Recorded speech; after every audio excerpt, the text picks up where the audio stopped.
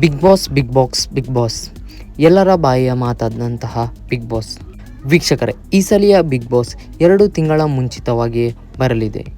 ಹೌದು ವೀಕ್ಷಕರೇ, big boss season 13 ಇನ್ನೇನು ಪ್ರಾರಂಭವಾಗಲಿದ್ದು ಅದರ ಪ್ರೋಮೋಗಳು ಕೂಡ ಇದೀಗ ಕಲರ್ಸ್ ಕನ್ನಡದ ಅಫಿಷಿಯಲ್ ಪೇಜ್ನಲ್ಲಿ ಬಿಡಲಾಗಿದೆ. ಇನ್ನು ಈ ಸೀಸನ್ನಲ್ಲಿ ಯಾರ್ಯಾರು ಬರ್ತಾರೆಂದು ನೋಡೋದಾದರೆ, ಸ್ಯಾಮ್ ಸಮೀರ್ ಇನ್ಸ್ಟಾ ಇವರು ಮೊನ್ನೆಯಷ್ಟೇ ತಮ್ಮ ಪ್ರೇಯಸಿಯನ್ನು ಕನ್ನಡ ಜನತೆಗೆ ತೋರಿಸಿಕೊಟ್ಟಿದ್ದು ತುಂಬಾನೇ ಟ್ರೆಂಡಿಂಗ್ನಲ್ಲಿದ್ದಾರೆ ಎಂದು ಹೇಳಿದರೆ ತಪ್ಪಾಗಲಾರದು.